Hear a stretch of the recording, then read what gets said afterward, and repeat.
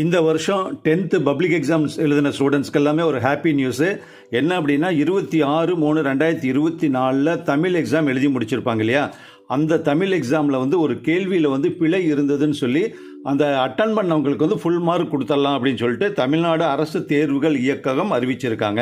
அது என்ன விஷயம் அப்படின்னா, தமிழ் தேர்வில் ஒரு எழுத்து பிழை ஒரு கொஸ்டினில் இருந்தது. பகுதி 3ல் பிரிவு 1ல் எவையேனும் 2 வினாக்களுக்கு மட்டும் விடையளிக்கவும் என்ற பகுதியில் 33வது வினாவில் பார்த்தீங்கன்னா, நெடுநாளாக பார்க்க பண்ணி இருந்த உறவினர் ஒருவர் எதிர்பாராத வகையில் வீட்டிற்கு வந்தால் அவரை விருந்தோம்பல் செய்வதை குறித்து எழுதுக அப்படிங்கிறது ஒரு கேள்வி.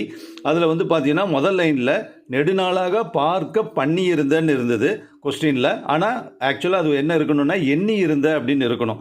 இப்போ ஏ அப்படிங்கிற எழுத்துக்கு பதிலாக பா எழுத்து தவறாக பிரிண்ட் ஆகிட்டதுனால இதுக்கு ஒரு ரெப்ரசன்டேஷன் போயிருக்கு, மார்க் கொடுக்கணும்னு சொல்லிட்டாங்க.